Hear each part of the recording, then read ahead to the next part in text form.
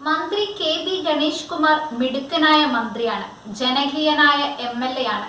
അതിനൊപ്പം നല്ല ഈശ്വര വിശ്വാസിയുമാണ്.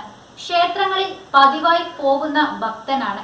അതുകൊണ്ടാണ് ഗണേഷ് കുമാറിനെ അയോധ്യയിലെ രാമക്ഷേത്ര നിർമ്മാണ ചടങ്ങിന് ക്ഷണിച്ചത് വാർത്തയാകുന്നത്. RSS നേതാക്കൾ മന്ത്രിയുടെ കൊട്ടാരക്കര വാളകത്തെ വീട്ടിലെത്തിയാണ് ക്ഷണിച്ചത്. പ്രാണപ്രതിഷ്ഠ മഹാസമ്പർക്കത്തിന്റെ ഭാഗമായാണ് RSS നേതാക്കൾ മന്ത്രിയെ സന്ദർശിച്ചത്. സന്ദർശന വേളയിൽ അയോധ്യയിൽ നിന്നെത്തിച്ച അക്ഷതയും രാമക്ഷേത്രത്തിന്റെ ചിത്രവും മന്ത്രിക്ക് നൽകി. LDF സർക്കാരിലെ മന്ത്രി എന്ന നിലയിലുള്ള ഔദ്യോഗിക ക്ഷണമല്ല, മറിച്ച് വ്യക്തി എന്ന നിലയിൽ സ്വന്തം നാട്ടിലെ RSS പ്രവർത്തകരാണ് മന്ത്രിയെ ക്ഷണിച്ചത്. സന്ദർശിക്കാൻ എത്തിയവരെല്ലാം ഗണേഷുമായി വ്യക്തിപരമായ അടുപ്പം പുലർത്തുന്നവരുമാകാം. അയോധ്യ ഭാവിയിൽ ലോകത്തിലെ ഏറ്റവും വലിയ തീർത്ഥാടന കേന്ദ്രമാകുമെന്നാണ് RSS നേതാക്കളുടെ സന്ദർശന വേളയിൽ ഗണേഷ് പറഞ്ഞത്. ആരും ക്ഷണിച്ചില്ലെങ്കിലും അയോധ്യയിലെ ഗ്രാമങ്ങളിൽ നിന്നുൾപ്പെടെ ഭക്തർ അയോധ്യയിലേക്ക് ഒഴുകിയെത്തും.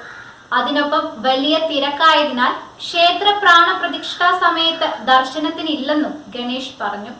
അതായത് രാഷ്ട്രീയ കാരണങ്ങൾ കൊണ്ടല്ല, തിരക്കായതിനാൽ പോകുന്നില്ല എന്നാണ് മന്ത്രി പറഞ്ഞത്. ഗണേഷിന്റേത് ഇലയ്ക്കും മുള്ളിനും കേടില്ലാത്ത തീരുമാനം എന്നാണ് വിലയിരുത്തുന്നത്. ശ്രീരാമൻ ഹിന്ദുക്കളുടെ ദേവനും അയോധ്യയിലെ രാമക്ഷേത്രം ഹിന്ദുക്കളുടെ ആരാധനാലയവുമാണ്. എന്നാൽ രാമനും രാമക്ഷേത്രവും BJPയുടെ രാഷ്ട്രീയ തുറുപ്പുചീട്ടെന്ന നിലയിൽ വരുമ്പോഴാണ് രാഷ്ട്രീയ പ്രാധാന്യം വരുന്നത്. രാമനും രാമക്ഷേത്രവും BJPയുടെ രാഷ്ട്രീയ അജണ്ട കൂടിയാണ്. അതിനാൽ വെറുമൊരു ക്ഷേത്ര ദർശനമായി അയോധ്യ സന്ദർശനം വിലയിരുത്തില്ല. ഗണേഷ് കുമാർ കേരള കോൺഗ്രസിന്റെ നേതാവാണ്, ഒപ്പം NSSന്റെ പ്രതിനിധിയുമാണ്. ആ നിലയ്ക്കാണ് അയോധ്യ ക്ഷേത്രത്തിലേക്ക് ക്ഷണിച്ചത്. BJPയുടെ രാമ അയോധ്യ ക്ഷേത്ര രാഷ്ട്രീയത്തെ എതിർക്കുന്ന CPM-ഉം CPI-യും ഒക്കെയുള്ള LDFന്റെ ഭാഗമാണ് ഗണേഷ് കുമാർ.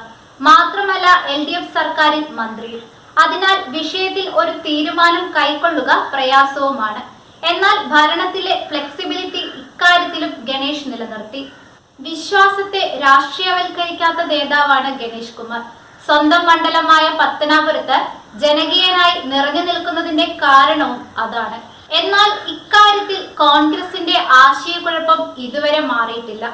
പോകണോ വേണ്ടയോ എന്ന കാര്യത്തിൽ നേതാക്കൾ തമ്മിൽ പോലും ഒരു തീരുമാനത്തിലെത്താൻ കോൺഗ്രസിന് കഴിഞ്ഞിട്ടില്ല. ഹിന്ദുക്കളുടെ വികാരമായി അയോധ്യയിലെ രാമക്ഷേത്രത്തെ മാറ്റിയെടുക്കുന്നതിൽ BJP വിജയിച്ചിട്ടുണ്ട്.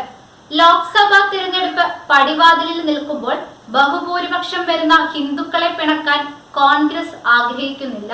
അതിനൊപ്പം കോൺഗ്രസിന്റെ ശക്തി കേന്ദ്രങ്ങളായ ന്യൂനപക്ഷങ്ങളെ പിണക്കാനും കഴിയില്ല.